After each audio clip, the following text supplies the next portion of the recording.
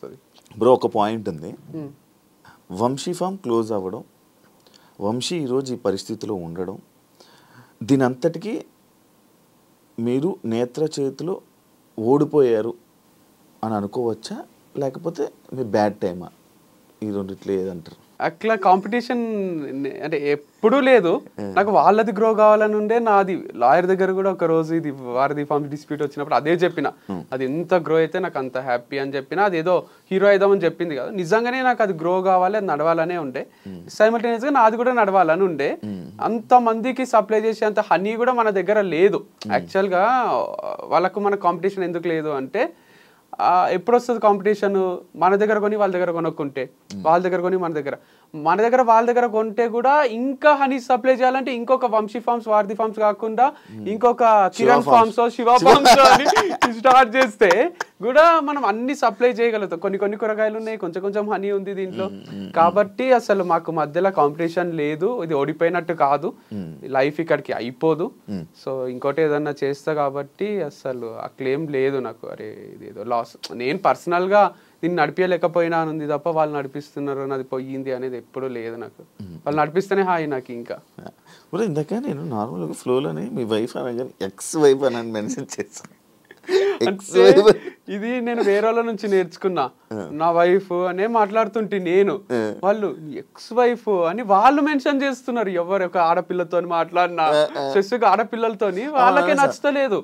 నా వైఫ్ ఉంటుండే కదా, ఇట్లా మేము ఇట్లా పోతుంటిమి ఆ ప్లేస్ అయితే అంటే, వైఫ్ కాదు ఎక్స్ వైఫ్ అంటే నాకు నువ్వు అంటానే అది గుర్తొచ్చింది. ఓహో వైఫ్ కాదు ఎక్స్ వైఫ్ అని నేను ఇక్కడ వాడిన అనమాట, అంతే.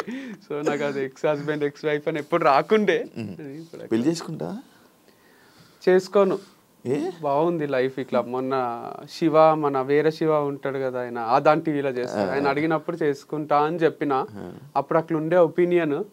కానీ చాలా చాలా అమేజింగ్ ఉంది లైఫ్. సింగిల్ లైఫ్ ఇంత బాగుంటుందా అనిపిస్తుంది. ఒకప్పుడు లవ్ చేసి అంత బాగుంది లవ్ అని అనిపించిండే, కానీ లవ్ ఉంటే లవ్వే ఉంటుంది, మనకు పైసలు ఉండే ఏముండే అని కూడా రియలైజ్ అయినది. ఒక డ్రగ్ లాగా పెళ్లి కూడా ఒక డ్రగ్. వైఫ్, పిల్లలు, వాళ్ళ రెస్పాన్సిబిలిటీస్, వాళ్ళని స్కూల్కి దింపాలి.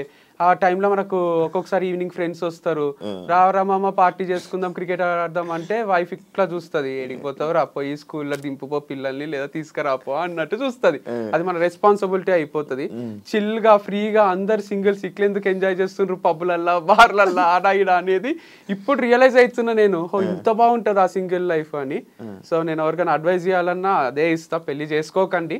ఇక మనకు సపోర్టింగ్ వైఫ్, నువ్వు ఎక్కడికన్నా పో, నువ్వు గోవా పో, ఒక 10 రోజులు ఉండు, ఇక్కడ నేను ఇంటిని మేనేజ్ చేస్తాను, నువ్వు ఎంజాయ్ చెయ్యు, అదే నాకు కావాలి, నీ ఆనందమే నాకు ముఖ్యము అనే వైఫ్ దొరికితే చేసుకుంటే తప్ప, నన్ను ఇడిచిపెట్టి ఒక్కని గోవాకు పోతావా, ఇంటికి రా నీకు ఉంటది అని తలుపులేసేసే వైఫ్ ఉంటే వేస్ట్.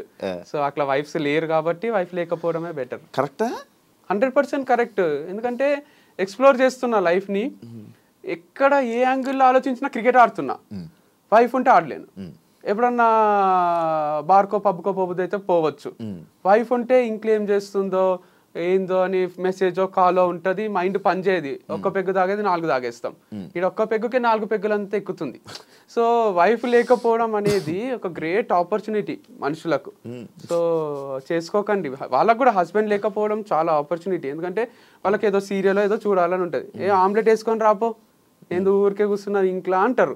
వాళ్ళకి ఫ్రస్ట్రేషన్ వస్తుంది, వీడు డబ్బులు సంపాదిస్తున్నాడు కాబట్టి ఇట్లా నా పైన డామినేట్ చేస్తున్నాడు అనిపిస్తుంది. దాని బదులు వాళ్ళు కూడా పెళ్లి చేసుకోకుండా అట్లా ఎంజాయ్ చేస్తూ గడిపేస్తే అయిపోతుంది, ప్రెషర్ ఫ్రీ లైఫ్ ఉంటుంది.